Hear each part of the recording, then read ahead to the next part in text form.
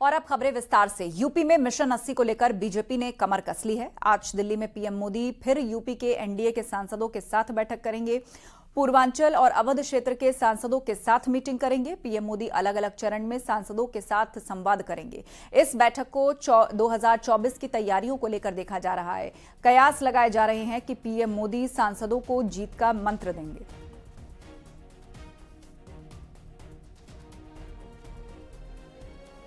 तो 2024 की बारी, किस तरह चल रही है जीत की तैयारी? बीजेपी का मिशन 80 प्लान। दिल्ली में बीजेपी की बड़ी बैठक हो रही है और 2024 को लेकर प्रधानमंत्री मोदी की यह बैठक है। आज काशी और अवध क्षेत्र की बैठक है, जहां पर एनडीए के सांसदों के साथ प्रधानमंत्री मोदी इस वक्त चर्चा करेंगे।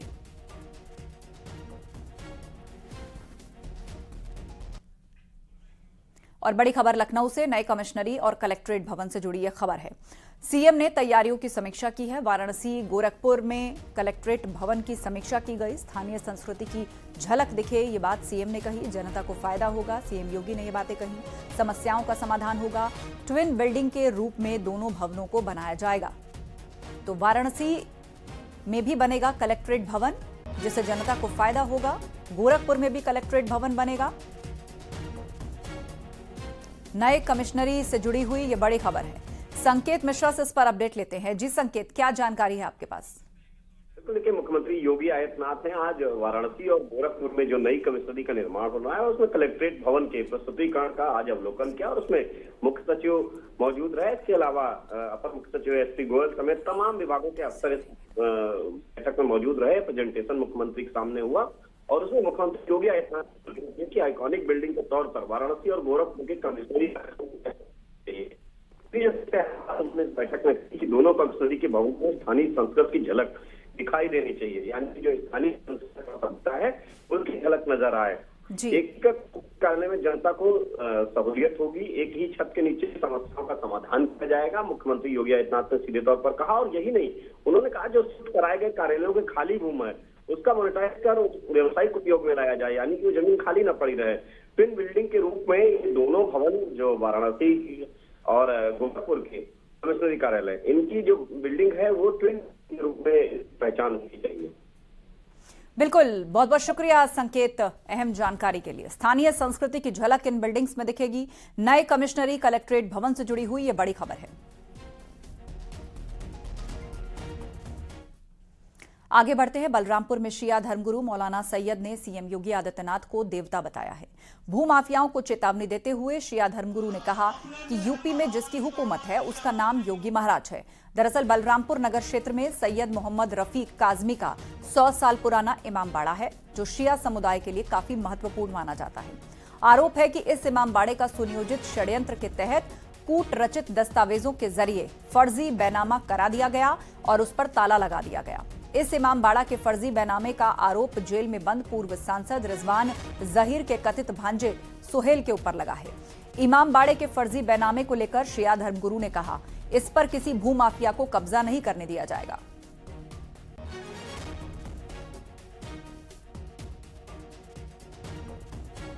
बात है, तुमको मालूम नहीं, आज उस शख्स की हुकूमत है जिसका नाम योगी महाराज है। वो ऐसा देवता है कि जो अपनी मंजिल के एतबार से, मैं योगी जी से, ये मेरी बात योगी जी तक पहुंचाई जाए। ए योगी जी, आपने बहुत अच्छे अच्छे काम किए हैं, बड़े बड़े भूमाफियों को मिट्टी चुखा दी है, लिहाजा इन भूमाफियों को आपके हवाले कर रहा हूं। ये आपकी नगरी है। और जेपी नड्डा से मिले deputy CM Brajesh Pathak. BJP अध्यक्ष जेपी नड्डा से यह खास मुलाकात हुई है। तो यह अहम खबर आपको बता रहे हैं कि जेपी नड्डा से मुलाकात की है डिप्टी सीएम ब्रजेश पाठक ने। बीजेपी अध्यक्ष जेपी नड्डा से यूपी के डिप्टी सीएम ब्रजेश पाठक ने यह मुलाकात की है। इससे पूर्व में भी इस मुलाकात की खबर आ चुकी है। पहले भी मुलाकात हो चुकी है जेपी नड्डा के साथ ब्रजेश पाठक की। और डिप्टी सीएम ने बीजेपी के राष्ट्रीय अध्यक्ष जेपी नड्डा से मुलाकात की है। केंद्रीय मंत्री अनुराग ठाकुर ने विपक्षी दलों पर निशाना साधा। अनुराग ठाकुर ने कहा कि विपक्ष मणिपुर मुद्दे पर चर्चा के लिए तैयार नहीं। विपक्षी नेता चर्चा से भाग रहे हैं। संसद की चर्चा में हिस्सा नहीं ले रहा है विपक्ष। संसद को गंभीरता से नहीं लेता विपक्ष। मणिपुर जाने वाले विपक्ष के नेताओं को पश्चिम बंगाल और राजस्थान भी जाना चाहिए।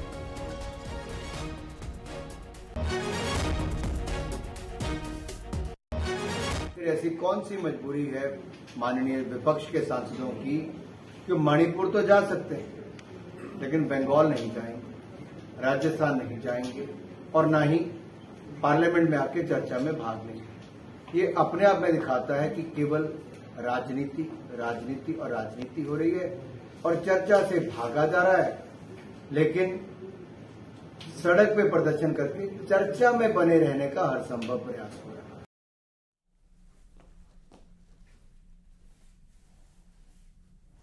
बीएसपी अध्यक्ष मायावती ने भी नूंह घटना की निंदा की है। मायावती ने सीधे हरियाणा सरकार पर निशाना साधा। उन्होंने कहा कि हरियाणा सरकार की कानून व्यवस्था पूरी तरह से फेल हो गई है।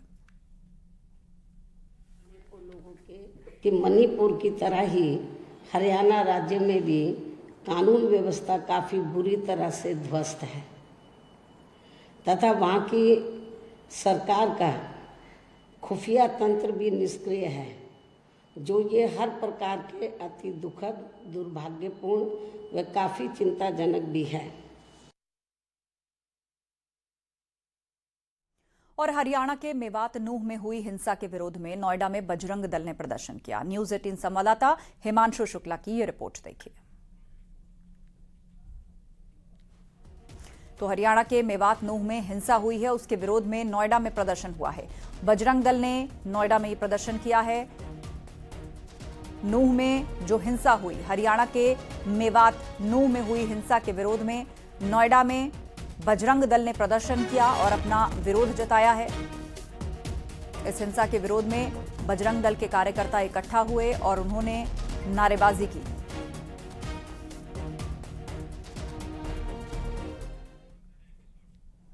और गाजियाबाद में भी हरियाणा के नूंह में हुई हिंसा के विरोध में प्रदर्शन हुआ है। वीएचपी और बजरंग दल ने कई जगहों पर प्रदर्शन किया। इंदिरापुरम में प्रदर्शन के दौरान इस्लामिक जिहाद का पुतला फूंका गया। चौराहे पर बैठकर हनुमान चालीसा का पाठ किया गया। इस दौरान पुलिस ने सुरक्षा के पुख्ता बंदोबस्त कर रखे थे।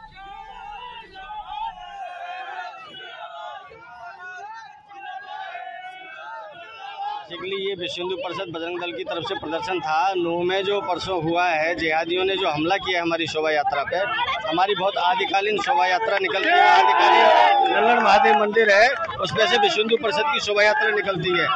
इस वर्ष भी हर वर्ष की भांति शोभा यात्रा निकल रही थी, तो इन्होंने घात लगा के हमला किया है और सारे लोग सारे जिहादी पहाड़ियों पर चढ़े हुए थे। और मेरठ में नूंह हिंसा का विरोध हुआ है। वीएचपी और बजरंग दल ने यह विरोध किया है। कमिश्नर चौराहे पर प्रदर्शन किया गया और नूंह हिंसा के बाद मेरठ में अलर्ट जारी कर दिया गया है। मेरठ में नूंह हिंसा का विरोध हुआ। वीएचपी और बजरंग दल ने यह विरोध किया। कमिश्नर चौराहे पर कार्यकर्ता इकट्ठा हुए और वहां पर उन्होंने प्रदर्शन किया, नारेबाजी की। मेरठ में अब प्रशासन ने नूंह हिंसा के बाद अलर्ट जारी कर दिया है।